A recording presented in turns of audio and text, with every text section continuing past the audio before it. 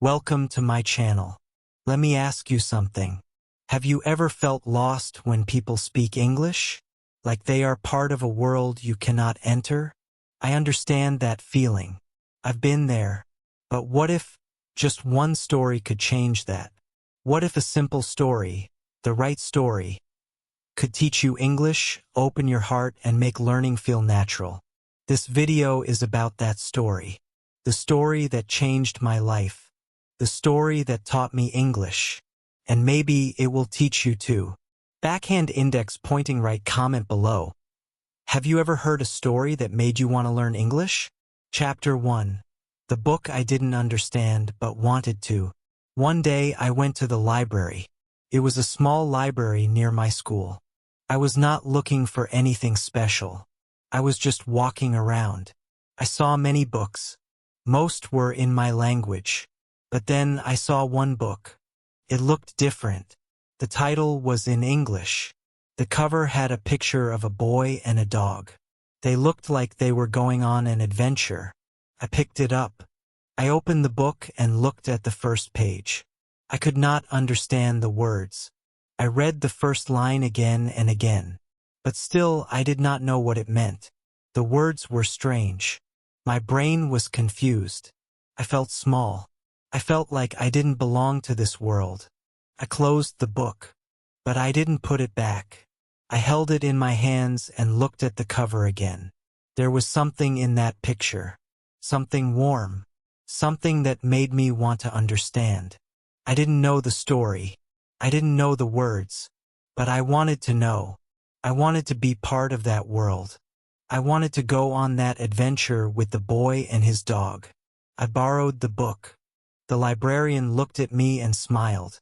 Maybe she thought I could read English. Couldn't. Not yet. But I smiled back. I felt nervous. But I also felt excited. I was doing something new. I was trying. And that felt good. When I reached home, I opened the book again. I looked at the pictures. There were not many. But the ones that were there helped me. I guessed what the story might be. The boy looked scared in one picture. In another, he looked happy. I tried to match the words to the pictures. I tried to feel the story, even if I could not read it. I took out a notebook. I copied the first sentence. Slowly, one word at a time. I didn't know what the sentence meant. But I copied it anyway. I read it out loud. I liked the sound. I liked the rhythm. Felt new. Felt different. And I liked that feeling.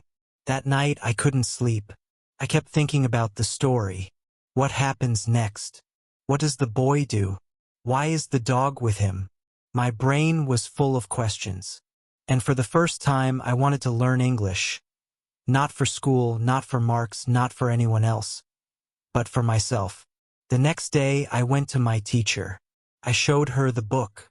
I said, "I want to read this." She smiled. She said, "That's a good book. A little hard, but you can try." I asked her what the first sentence meant.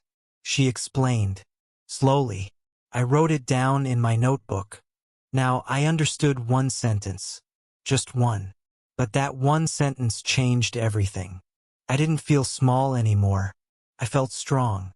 I felt like I had started something big. One sentence gave me power. One sentence made me feel hope. Every day after that, I read a little more. I didn't understand everything. Sometimes I got tired. Sometimes I felt stuck. But I didn't stop. I told myself, keep going. One more line. One more page. I wasn't reading a book. I was building my dream, page by page. That book was not just paper. It was a door to a new world. A world where I could speak English, where I could feel confident, where I could understand. And I wanted to walk through that door. Even if it was hard, even if it was slow, I was ready. And that's how my English story began. Not in a classroom, not with grammar, not with tests, but with a book I didn't understand, but wanted to. Chapter 2. Reading without knowing. How I learned with my eyes and ears. I had the book in my hands, but I still did not know how to read it. I looked at the words, but they didn't tell me anything. They were just shapes, lines and letters. Some words looked familiar. Some looked long and scary. I wanted to understand, but I didn't know where to start. I sat on my bed and opened the first page again. I read the sentence slowly. I didn't know the meaning, but I said it out loud. The sound of the words was soft. I liked the sound. I said it again. I said it 5 times. Still, I didn't understand. But I did not give up. I took my phone and searched for the title of the book. I found a video. Someone was reading the same story in English. I played the video and followed the words with my eyes. The voice was clear. The speaker was calm. I didn't understand every word, but I followed along. I listened again. I listened many times. I matched the voice to the words. Slowly, the story became music. My ears started to learn. My eyes started to see. I was reading without knowing the meaning, but I was learning how English feels. Every day I listened to the story, the same voice, again and again. I followed each line. I paused the video. I repeated the words. I listened carefully. I said the words softly. Sometimes I made mistakes. Sometimes I said it wrong. But I kept going. The voice in the video became my friend. It didn't laugh at me. It didn't judge me. It just kept reading. And I kept listening. That was my practice. That was my classroom. I started to notice small things. The way the speaker said the and a. The way the voice went up when asking a question. The way some words were joined together. I had never learned this in school. But now I was learning it by ear. I was not reading with my brain. I was reading with my ears. And it worked. I started to guess meanings. I looked at the picture. I heard the word. I thought, maybe it means happy. Or maybe he is running. I guessed. And many times I was right. I didn't use a dictionary. Not in the beginning. I just listened and looked. I read like a child. I read like someone discovering the world. And that was okay. I was not trying to be perfect. I was trying to feel the story. I was trying to live inside the words. The sounds of English became part of my day. I listened in the morning. I listened before bed. Sometimes I closed my eyes and listened. The voice painted pictures in my mind. After many days, something amazing happened. I understood one full line. I didn't need to translate it. I didn't need to ask. I just understood it. I felt it. That line became part of me.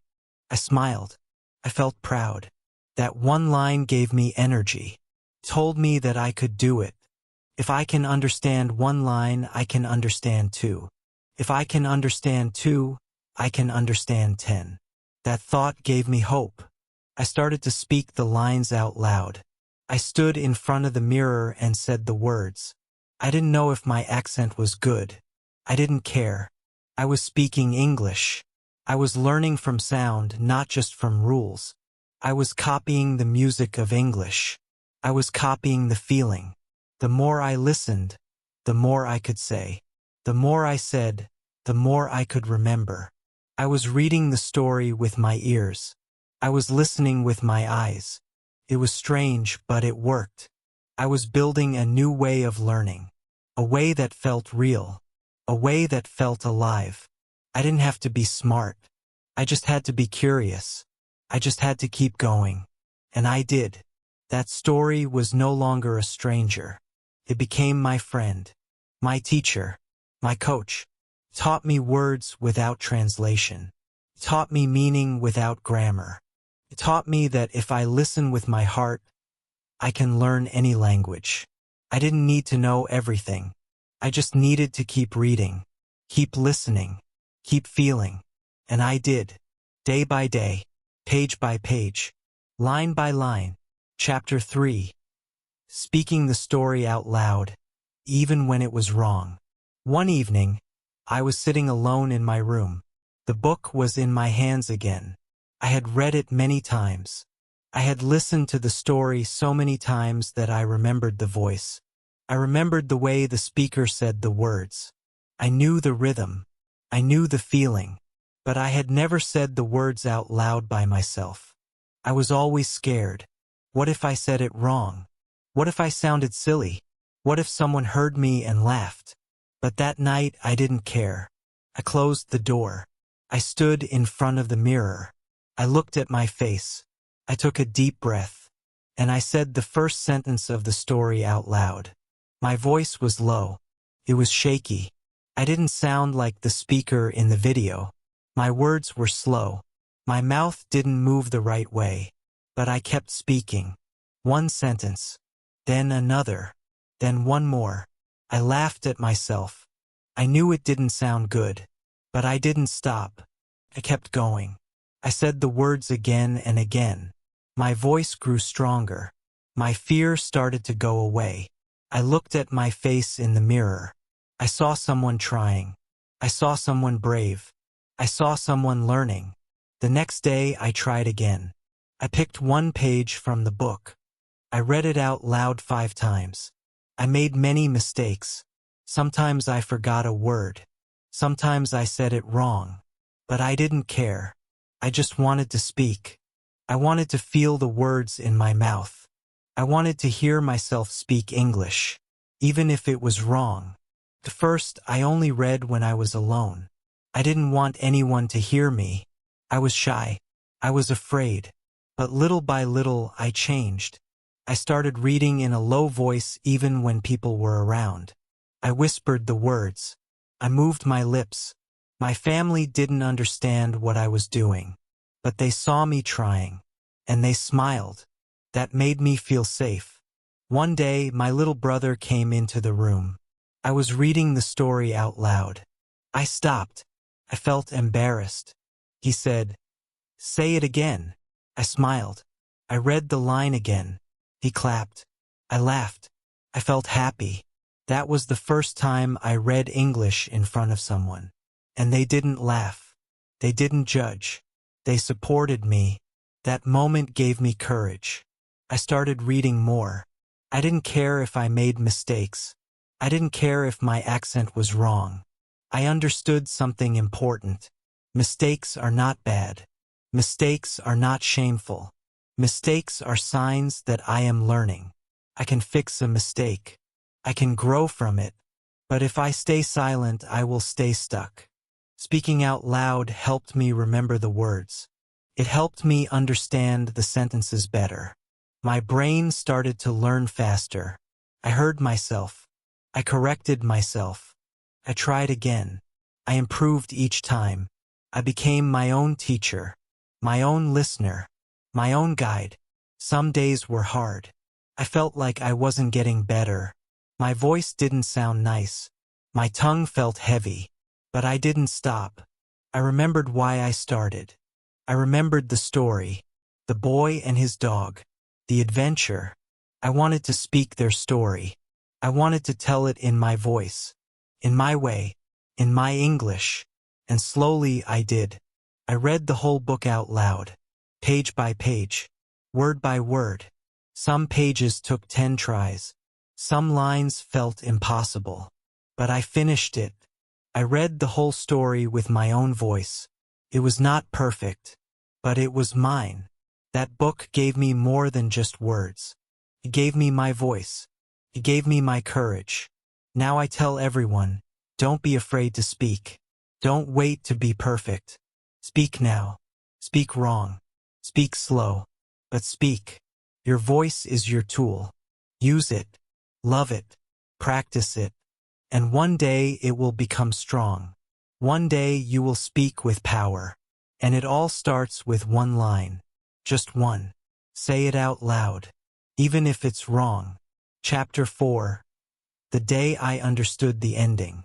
It was a quiet afternoon. I was sitting by the window. The book was open on my lap. I had read it many times before. But something was different this time. I was reading slowly. I was reading with care. And for the first time, I was not just reading the words. I was feeling them. Each sentence felt clear. Each word felt soft. I didn't need to stop and translate. I didn't need to guess.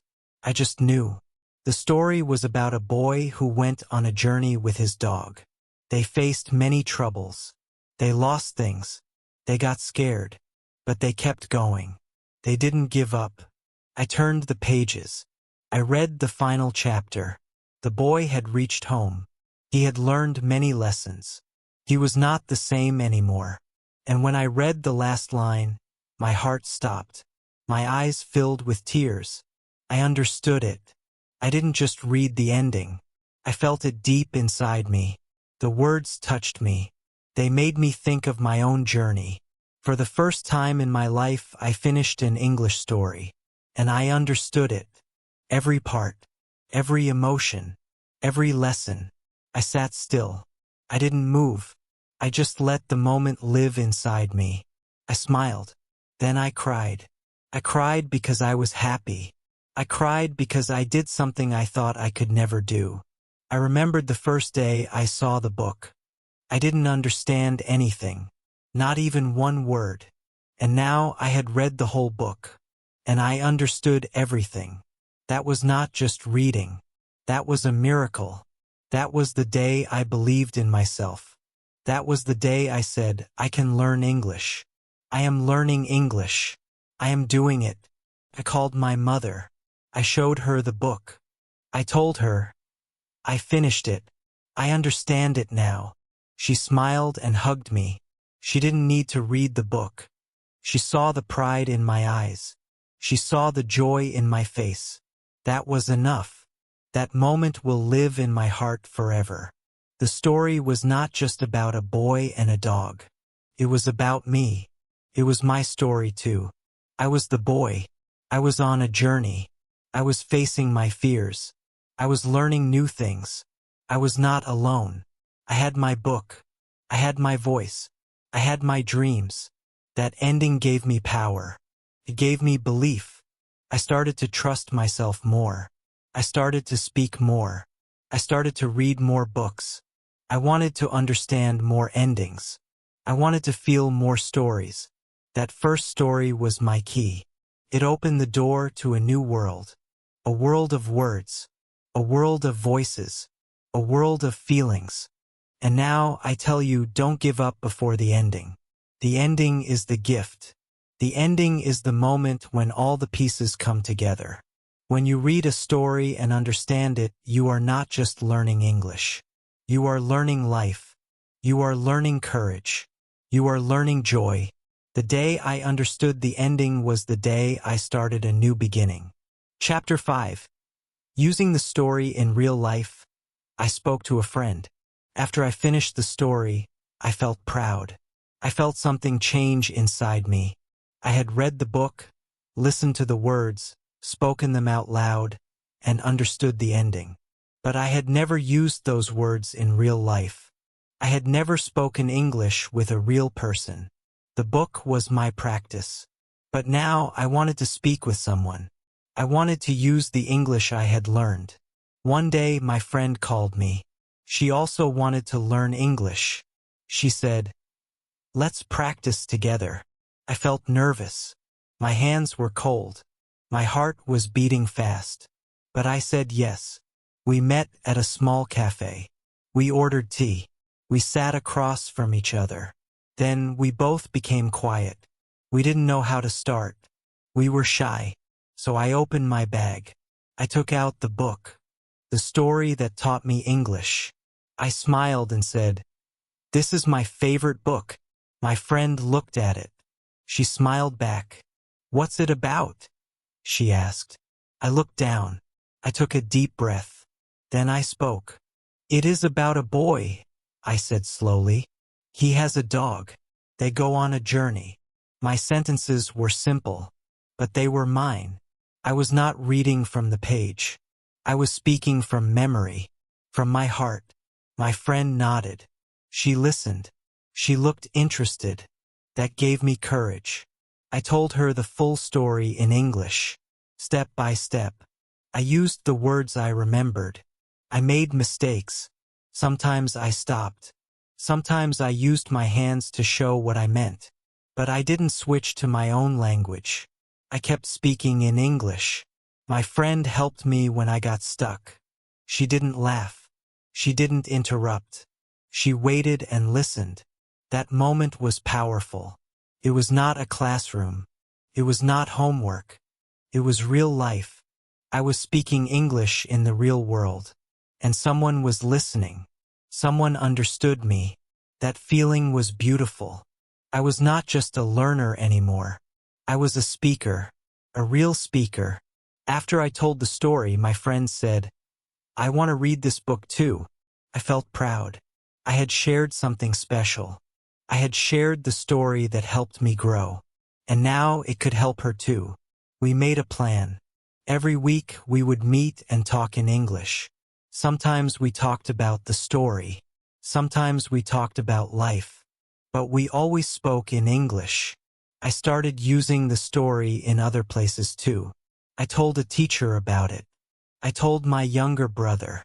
I even wrote a small post online about it. People asked me questions. "How did you learn English?" I said, "One story at a time." They smiled. They wanted to try too. Using the story in real life gave me confidence. It made English feel natural. It made me believe in my voice. It showed me that stories are not just for reading. They are for sharing, for feeling, for speaking. When you share a story, you share a piece of your heart. You share your learning. You inspire others. And if I could do it with simple words, broken sentences, and a shaky voice, then anyone can. You don't have to be perfect. You just have to start. Use what you know. Speak what you feel. Share your story. Even if it's just a few lines. Even if your hands are shaking.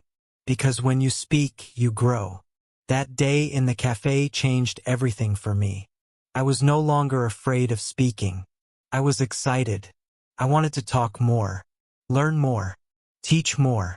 That story gave me something I could carry with me. Not just in my bag, but in my heart. So find your story. Read it. Feel it. Then go outside. And speak it. Because when you use it, you own it. Chapter 6. I started telling stories and my English grew. After I spoke about the story to my friend, something inside me changed. I felt strong. I felt free. I felt like I could do more. I didn't want to only repeat stories I had read. I wanted to tell my own. I wanted to say something real. Something that came from me. Not from a book. Not from a teacher. But from my heart. At first, I didn't know how to start. I didn't know if my words were good enough. I didn't know if my sentences were right. But I told myself, it's okay. You don't need to be perfect. You just need to begin. So I picked up a notebook. I wrote the first line. Yesterday, I went to the park. That was it. Just one line. But it felt powerful. Because it was mine. The next day I wrote more. The sun was hot. I saw children playing. I sat on a bench. These were simple words. Easy sentences. But they told a story. My story. I smiled. I kept writing. Every day, one short story. Some were just 5 lines. Some were longer. Some were happy. Some were sad. But all were honest. Then I started speaking my stories out loud. I stood in front of the mirror and told them like I was talking to someone. I used my hands. I changed my voice. I made it fun. It was like acting. I felt excited. I felt alive. I was not just learning English. I was using English to express myself. I was becoming a storyteller. I also started recording myself. I used my phone. I told short stories about my day, my dreams, my fears. I listened to my voice. Sometimes I laughed. Sometimes I cringed. But every time I learned something new. I heard my mistakes. I fixed them. I heard my progress. And I felt proud. Then I shared one story online. I wrote a post in English. Just 5 sentences. I didn't think anyone would read it, but someone did. They left a comment. I loved your story. Thank you for sharing. I smiled so big. That small message made my whole week. I felt like my English was touching hearts. After that, I couldn't stop. I started telling stories at my English club. I told my friends. I even shared one during class. My teacher clapped. My classmates listened. I was nervous, yes, but also happy, because now my English was not just for learning. It was for living. It was for sharing. It was for connecting. I learned something important. Stories are the best way to grow your English.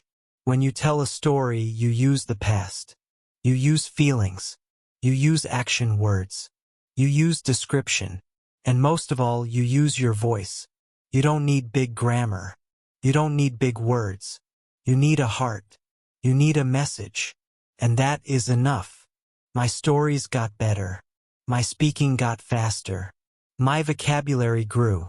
My sentences became smoother.